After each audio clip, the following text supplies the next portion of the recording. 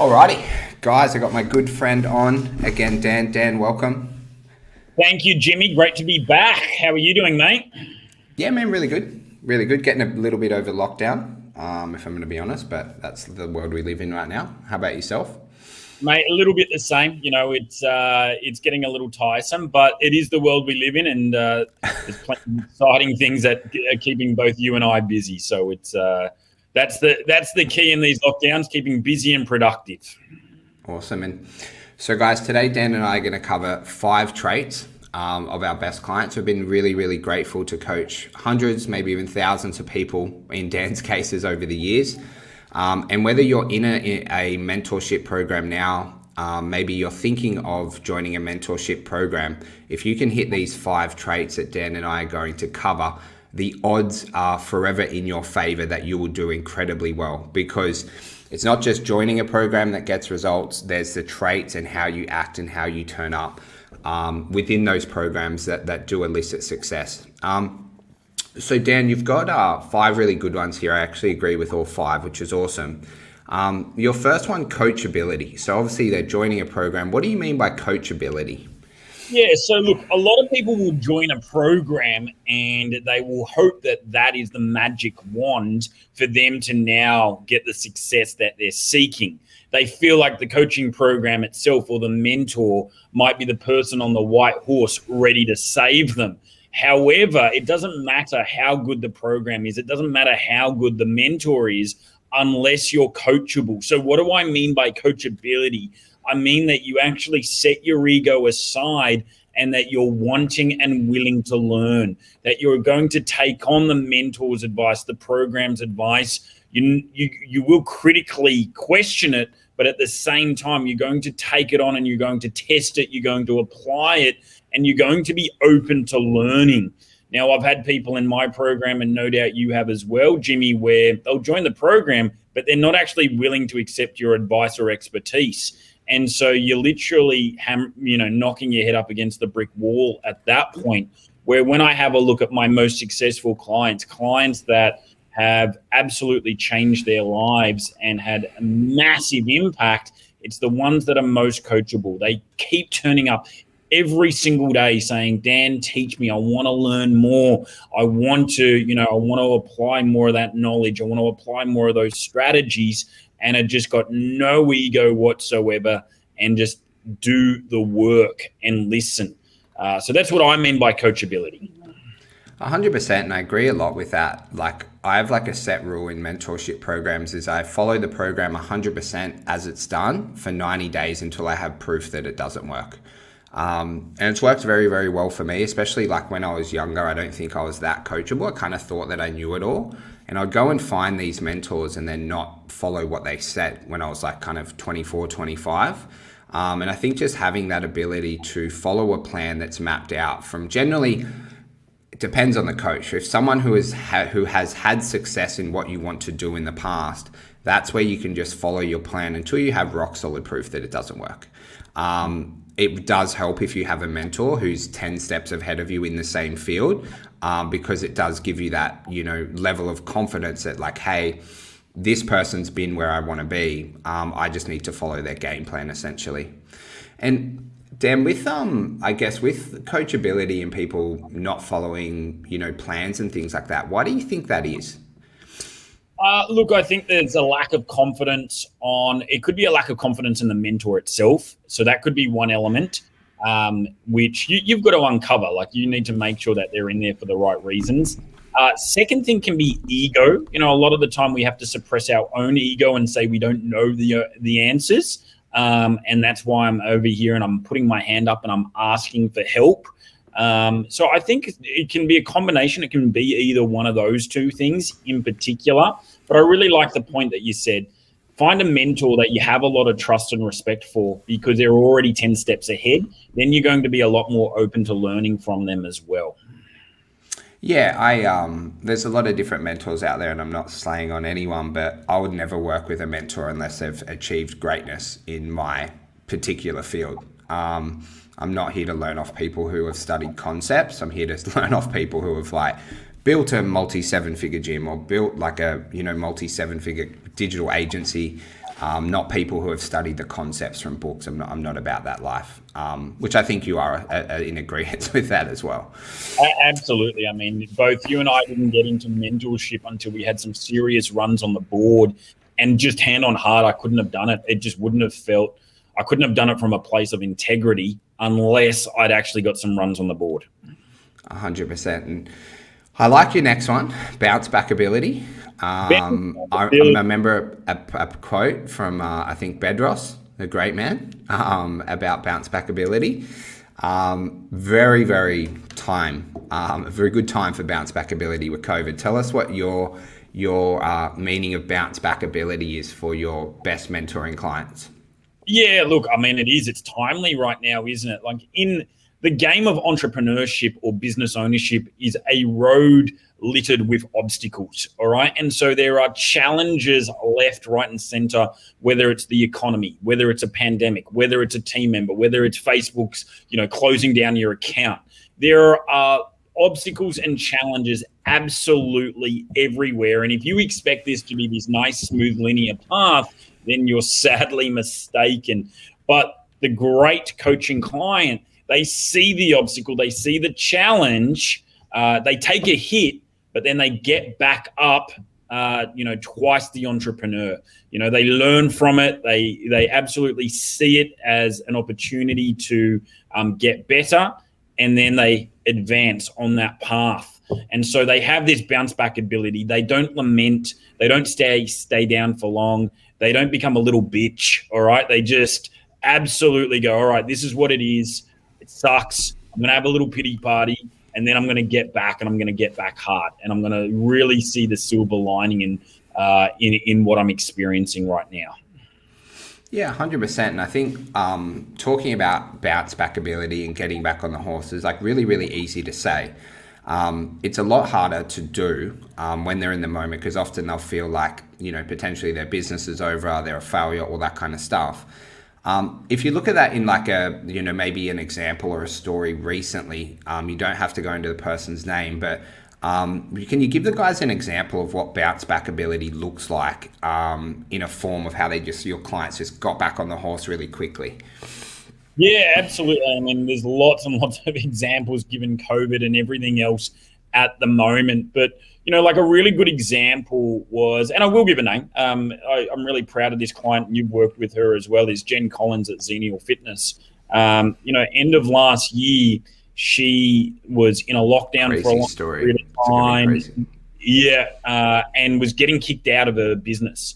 And literally, she'd built this business for many, many years, great culture, great team, and literally had no location. And so, the stress levels are just massive.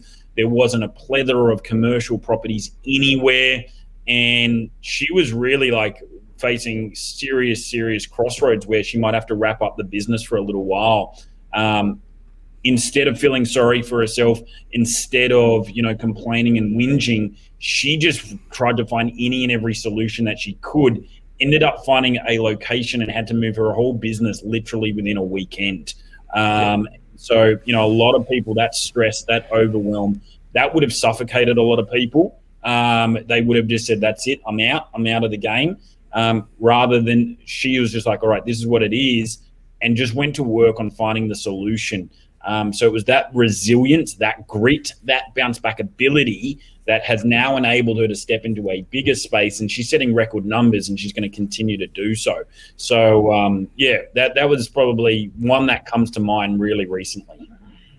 Yeah, and I think like in any journey, guys, whether you have a mentor or not, you are going to have some stuff that kicks you in the guts. Obviously, there's COVID, that's happening to all of us. I remember in our facilities, we had every facility, someone attempted to kick us out of the facility because of so much parking and people. We had trainers leave and open businesses down the road. We had trainers leave with a day's notice when they're doing 30 hours a week. Just a ton of different stuff along the way, as you would have had, Dan, where in your own bounce back ability, Dan, you probably don't have to use an example, but do you give yourself an hour to grieve and get over it, or 10 minutes or a day How do you bounce back with such ferocity when, something, does happen that, let's be honest, it does affect our mindset, our confidence a little bit. How do you kind of get over that kind of stuff and keep moving forward? Yeah, look, I have to say, I kind of thrive off the challenge. So I enjoy it, and I'll give you a quick example. This is from 3 to 4 years ago. I had a deal with an RTO, and it was a monster deal. It was a 7-figure deal, and we were doing great business through them. And they owed me a lot of money at the time. They owed me, almost 6 figures, very, very close to 6 figures. And it wasn't only that, but it was also I'd set up a whole bunch of infrastructure that had cost me many hundreds of thousands of dollars as well. Then they went into liquidation, and man, that hurt. Like, it hurt so badly because we were a small business and we'd invested a lot into this partnership. So what I remember the time when I got the news, I was actually, I was traveling from Canada to New York. I was presenting at the time, and I initially just have a little bit of an outrage, like have a little bit of a whinge, a complaint to a few people that I can only do that to. There's a few select people that know that I can vent, have my complaint, have my pity party, and then I get to work on finding the solution. Then I get very pragmatic and look at it for what it really is. But you've got to feel the emotion of it as well. And I think this is where a lot of people will go, well, no, you just need to, see the lesson in this, or you just need to bounce back quick and hard. Agree. But first you've got to have, that emotional discharge as well. I think it's important to allow yourself to feel it. And I don't think you see the lesson until 3 to 6 months down the track anyway. Like, correct. With, we had I'll use a trainer that left, he's a great dude. I see him now, I shake his hand, we have a chat.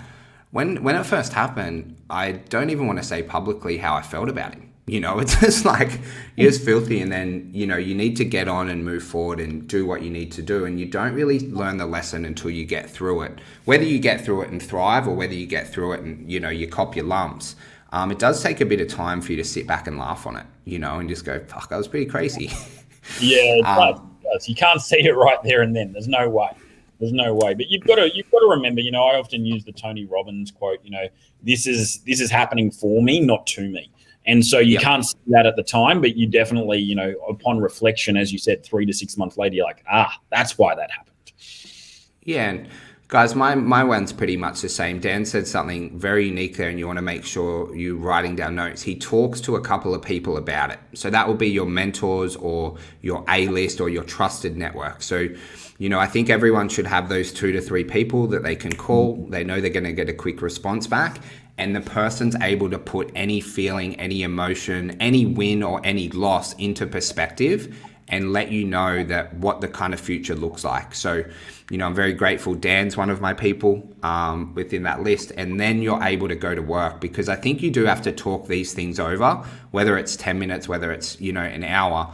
And then you really just want to leave with, sometimes if it's a big issue, Dan, it's what's the one thing I need to do right now? Or you can have maybe 2 to 3 things you need to do, to move forward and really start to bounce back quickly and get, somewhat of a little quick win on the belt when that kind of stuff happens. Hey, just something to go, yeah, we're moving in the right direction. Absolutely. And it's important to step away from it. Like if I'm having a challenge, I'm like, all right, that's it. Away from the computer. Let's get outside. Let's change the environment a little bit. And then that starts to just change the way that I think about it. Now, and the next one I like, it's what you're very much focused on in the elite is vision centric. Do you want to tell the guys why they need to be vision centric to do well in a coaching program? Yeah, look, you need to have you need to have something bigger than yourself that you're working towards. You really do. You need to have a bigger why, because if you're just doing it for the ego or the money, you're likely not going to achieve great success. However, if you have a bigger why, something that you really like, a legacy that you want to leave in this world, an impact that you're super proud of, then again, you're going to just take action that other people aren't. You're going to have this drive and this inspiration that is going to power you to succeed no matter what. And so, I spend a lot of time with people really helping them uncover what their vision is for both their life, but also their business, make sure that they're aligned. And then it doesn't matter whether they experience a small obstacle or challenge, they see the bigger picture and they're always working towards that bigger picture. And they inspire others about that bigger picture. So they are uplifted by others and they feel a responsibility to lead others in that as well. So I'm really huge on this. I spend a lot of time on it. I've got a lot of resources in and around it, is helping my clients see the vision for their business and themselves. And mate, I don't know if you feel the same. I find people who have their, let's call it 3 to 5 year vision, they're a lot more patient as well. They understand the processes they need to go through. One of the things I don't like working with people who need Tom Brady in their life to drop back, throw a Hail Mary to get, 70 clients in 30 days, because usually the core fundamentals of their business to be in that position are incredibly broken. I don't think it actually teaches you much. And so guys, when you have a vision, let's say if it's a 3-year vision, it gives you a sense of patience and also understanding that you're building something special. Do you kind of find that a little bit in your clients as well, Dan? Absolutely, I do. Yeah, like there's a number that I have a look and I'm like, they're building something so special, and it's because they've got a real beating heart. They know like exactly why they exist, where they're going, why they're going there, and everyone is empowered by that. So, you've worked really closely with guys like Matt and Fiona Keeble at Real Body Movement, Josh and Elise Buss at Think Fit. Like, these guys have big visions, and there's a lot of magic that they have as a result of that. And they play the long game, not the short game. Yeah. Guys, I think on like vision growth, like this isn't vision, but it's on like good growth targets, is like if you, for the next 3 years, if you added just 1 member a week, you're going to have like 150 extra members in 3 years, right? And if you double that to 2 members a week, and what I talk to my guys, like just go plus 2 members every week. That's not massive. Guys, in 3 years, you have another like 316 members. And it's not even like a radical goal, Dan. It's just like, hey, let's just grow by plus 2, like extremely achievable. But if you break it down and you're like, if I do that in 10 weeks, it's only 20 members. But if you break it up and be super consistent and disciplined and focused on your vision, is that way your business starts to grow at the right pace. Because one of the things, like it's really good for me to say, we went from 27 members to 500. In the back end, Dan saw all the pickup of that. Dan had to come in with his team and retrain our staff because we had retention issues. We had like a lot of culture problems because it just grew so quickly, that I think having that vision-based growth of where do you see your business in 3 years, it's going to make you more patient, and it's going to help your business grow at the right times rather than just like going kaboom and breaking all your marketing onboarding systems and things like that. And mate, the last 2 are probably my favorites, I must admit. So let's talk about your coaching clients being hungry. Yeah, look, this is just this insatiable desire to grow, all right? It is this insatiable desire to progress. It's just this inner drive that they want to see progress. They want to see wins. They just, they will run through walls. They will not stop at anything to see their business succeed. And, I've been questioning this. Is this innate or is this something that can be learnt? I think it's a combination of both is where I've landed on it, where some of the elements are innate, but you see it. Like there are some people that you just identify them and earmark them a mile away and you go, this person I have no doubt is going to be just so successful because they have this hunger that just keeps them up at night.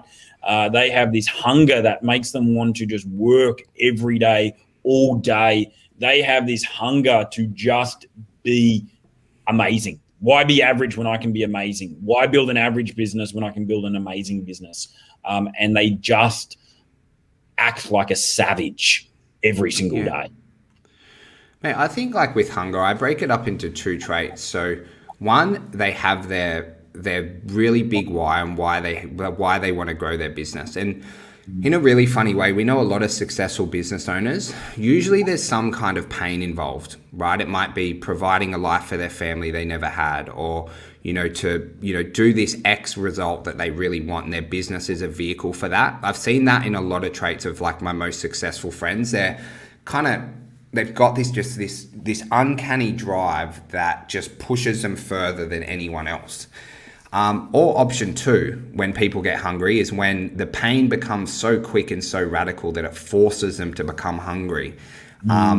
You've got guys, you want to prefer option one every day of the week, because that keeps you hungry all the time, not just hungry when you lose 5 members and you want to pick up 5 members to, be where you were at.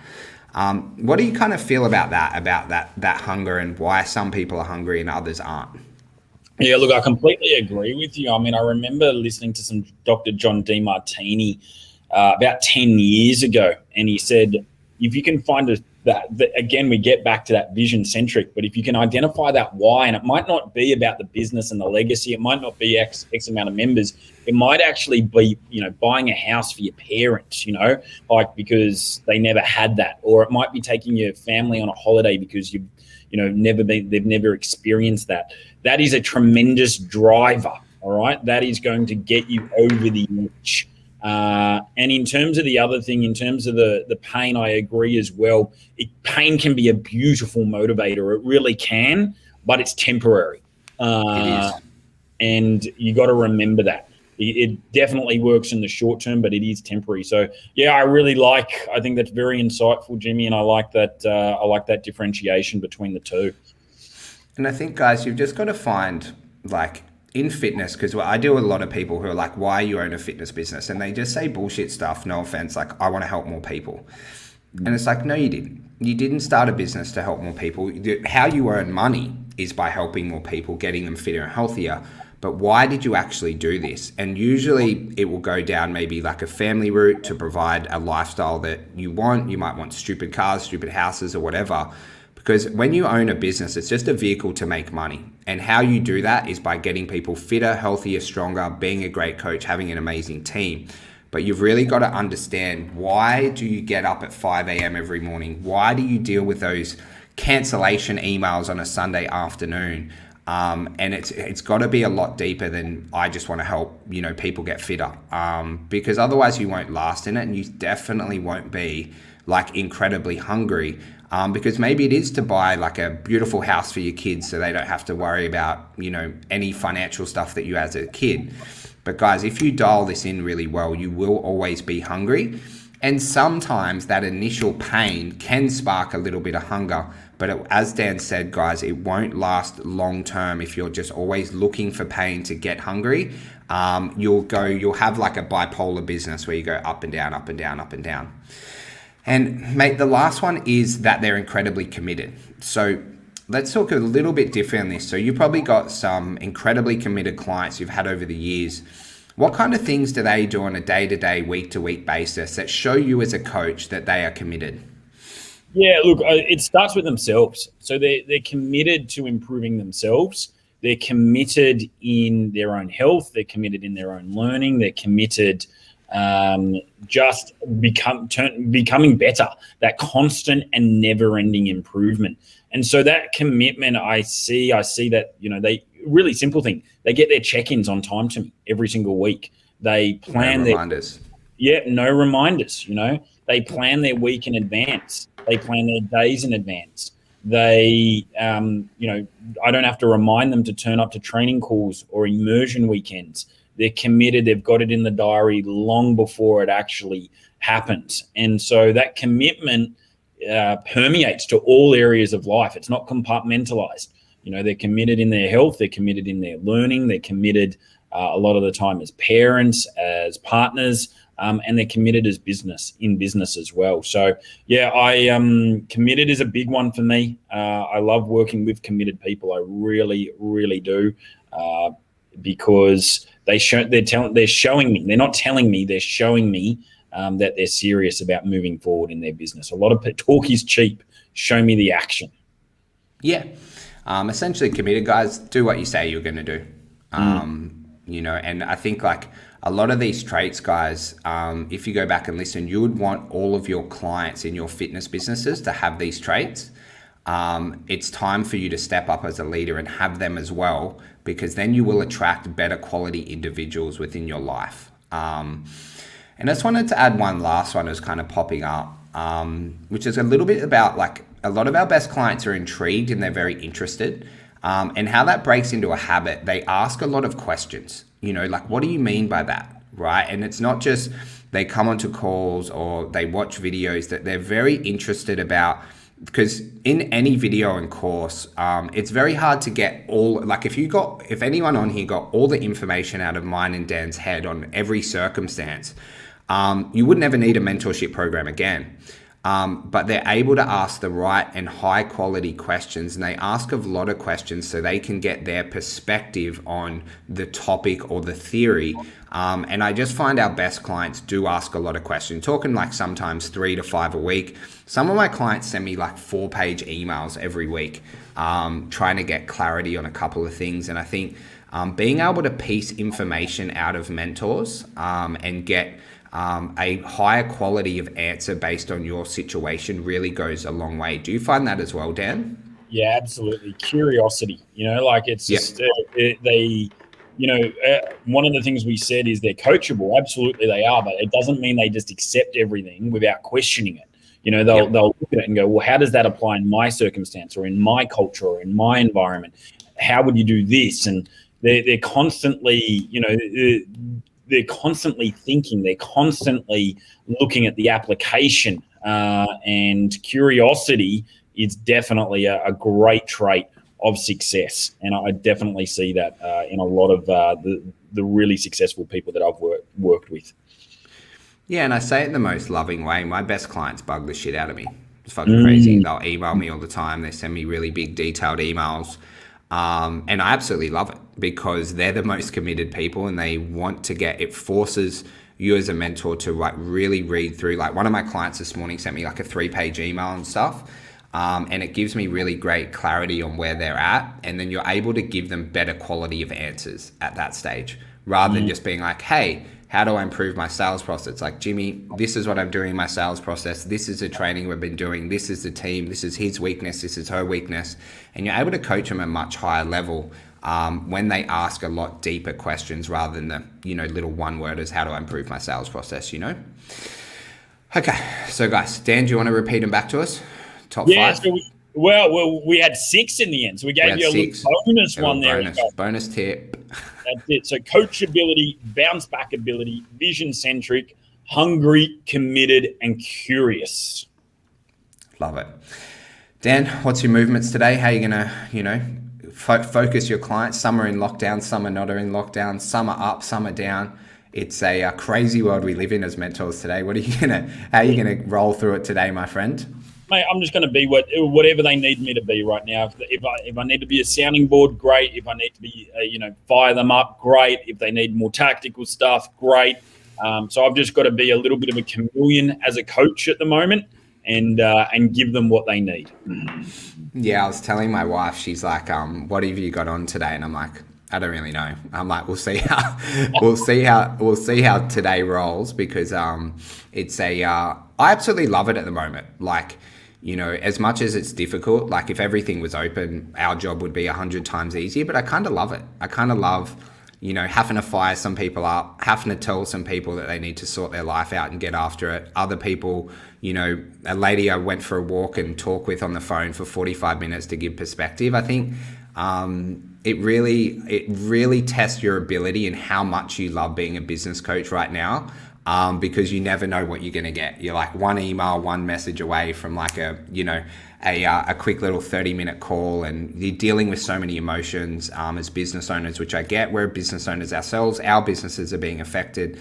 I absolutely love it, eh? It's crazy. It's chaos, but I love it. You got to be on your toes. You got to be on your toes because you've got to really be empathetic, and you got to really listen to what people need. Some people need a cuddle. Some people need a kick up the ass. And you need to know, who needs what, and deploy it accordingly. Yeah, no sunshine and rainbows for the next couple of months, I think. Not going to be bored, that's for sure.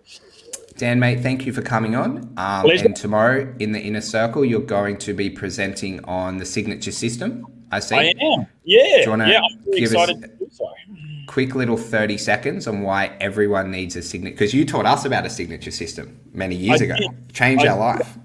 It is an absolute game changer, and it's because You obviously like if you just right now, if you're just offering personal training, team training, if you're on gym membership, then you're just one of many. However, if you have a very distinct process that moves someone from hell to heaven, that you own, and that's your own proprietary method, that's going to enable you to stand out in a very crowded marketplace. That's going to enable you to charge a lot more than what you're charging right now. So it's one of the most valuable processes you can go through, and I'm really excited to share that with the Inner Circle crew tomorrow. And guys, to get access, we do have 28 days free. You'll see it post around Dan's feeds, my feeds, Brad's feeds. You can jump on. You're going to have to be pretty quick to jump on Dan's call, but we do record everything for you guys if you do want to catch up with him. Thank you so much, Dan. I'll see you next Tuesday, my friend. Sounds like a plan. Thank you, Jimmy. Thank you guys for listening.